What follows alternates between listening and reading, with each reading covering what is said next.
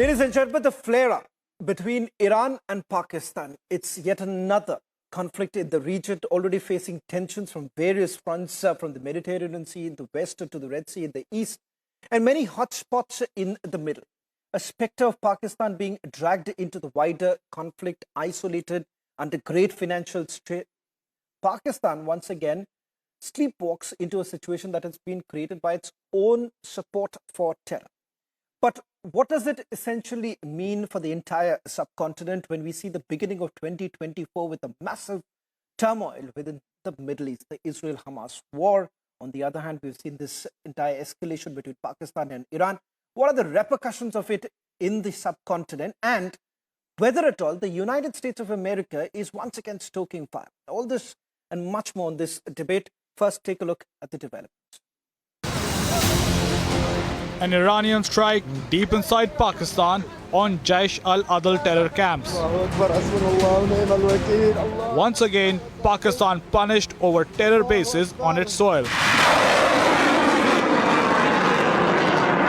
Pakistan was quick to respond to the Iranian strike,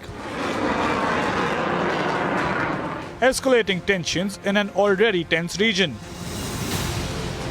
With Iran already involved in many conflicts, overtly and covertly, with even the US attacking Iran-backed agents across the region. Pakistan, on the other hand, under severe financial crunch. आप कहते तो नहीं, लेकिन दिल के अंदर तो आप समझते होंगे ये पैसे मांगने आ गए हैं. तो मैंने कहा कि ये पाकिस्तान एक मिसाल इसकी ये है कि एक हाथ में हमारे एक न्यूक्लियर ताकत है और दूसरे हाथ में कशकोल. ये आग और पानी का ये कब तक ये मिलाप हो नहीं सकता. Its all-controlling army stretched from Siachen to Sir Creek. This when tensions are high with India over recent terror attacks. The Taliban unwilling to recognize writ of the Pakistani government in the tribal areas.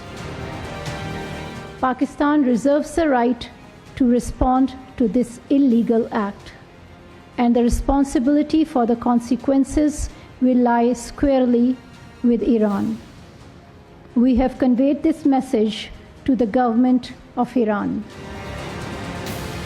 With old allies not helping with fresh loans to a cash-strapped Pakistan, it appears that all of Pakistan's friends from the Middle East to the West to China have left it to its doom, or allies from the past, such as the Taliban, are busy causing the doom.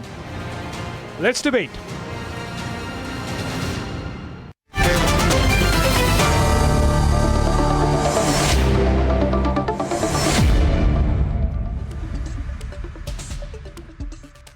Opening up the debate tonight is Javed Khan joining us from Islamabad, and Ambassador Deepak Bora is joining us from Mysuru.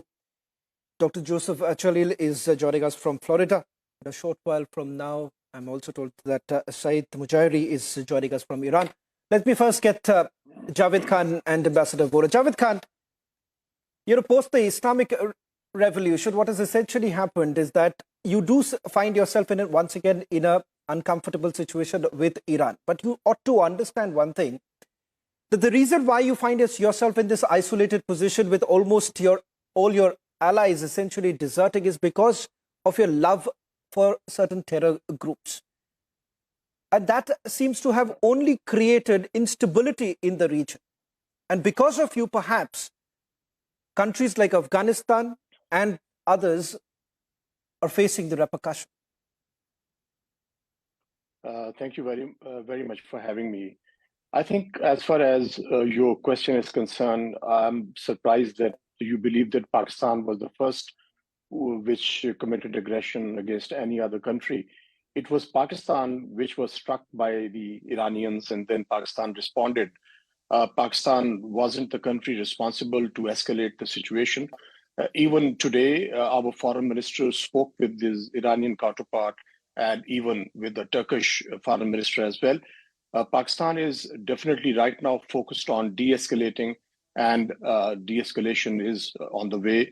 The ambassadorial level relations between the two countries are going to be restored. Do you have soon. a choice, Mr. Khan? And even our do you have a minister choice, Mr. Khan? The Iranian foreign minister as well. So why you believe that Pakistan is the country which is responsible. Pakistan itself is a victim of terrorism. Pakistan has suffered a lot. It has fought against terrorism. And despite the fact that several countries, especially our eastern neighbor, was involved in stoking terrorism in Pakistan, particularly in Balochistan province and in KP as well. So we are the victims. Yes, we have please. been fighting against terrorism, and we have lost about 100,000 lives while combating terrorism. This is not a small sacrifice on Mr. part Khan, of Pakistan. Mr. So Javed Khan, I can't understand why your channel and your country keep on blaming Pakistan, holding it responsible for terrorism or terror acts across the border. Even now, you're talking what about we have been saying for a very long time, and Iran as well. Pardon?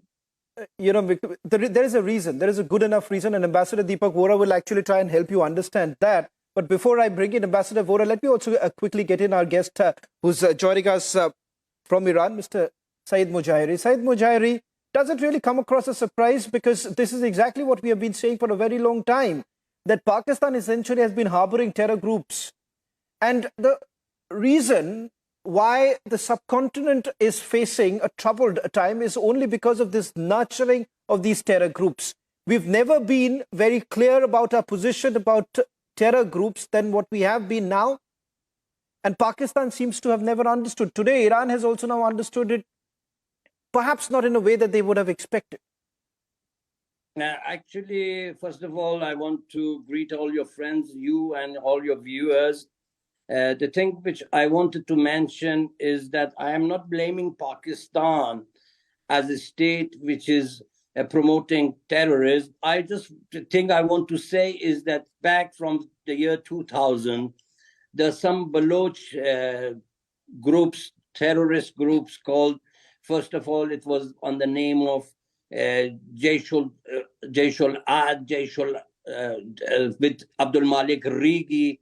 Back 20 years before, you can see they used to have attacks on Iran. Then they used to, after doing the attack, they used to go and escape to Pakistan. So we have these things. We are having good friendly relations with Pakistan. We don't blame Pakistan, but the situation in Balochistan is somehow it's a no man's land. You know, they used to struck us, and we had 1 month before we had an attack on our Rask police station, where 11 of our frontier corps soldiers were killed by this terrorist group, and they escaped to Pakistan. So it has been a lot of times we asked from our brotherly country, Pakistan, to take some actions regarding this situation. So it was very necessary, because we had also the Kerman incident that about 100 of people were martyred when it was the anniversary of but Mr. Mujahiri, while I understand Soleimani. So we had that. You know, the timings. But the thing which I want to say that there were a lot of attacks from America to KPT, to the northwest frontier province of Pakistan.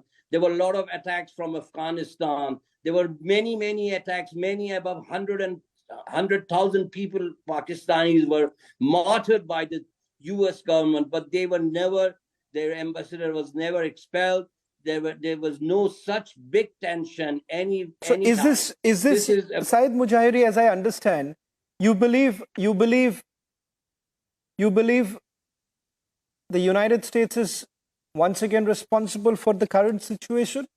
You know, every problem we have in our country, in our region, no doubt it is beyond the US and the Zionist regime. You know, they don't want us be united with each other. You know, they come from that part of the world. They want our oil, they want our resources, they want our governments, they want everything. And when they are not pleased, they come with terror attacks, they come with groups, they support anti-government groups. They are always in this thought that they want to sabotage Ambassador Vora, government, state. This is all, everything we see. I want to blame USA. They are always, when you see problem anywhere, when you see problem in Iran, Pakistan, when you see problem in any place in the world, be sure it is on US or England. Or even the problems you have with Pakistan, India problems. When the British went from the subcontinent, they set the maps in a condition that you should have disputes with each other throughout the history. Anywhere you can see there is a spot. Beyond that is the US and the British government.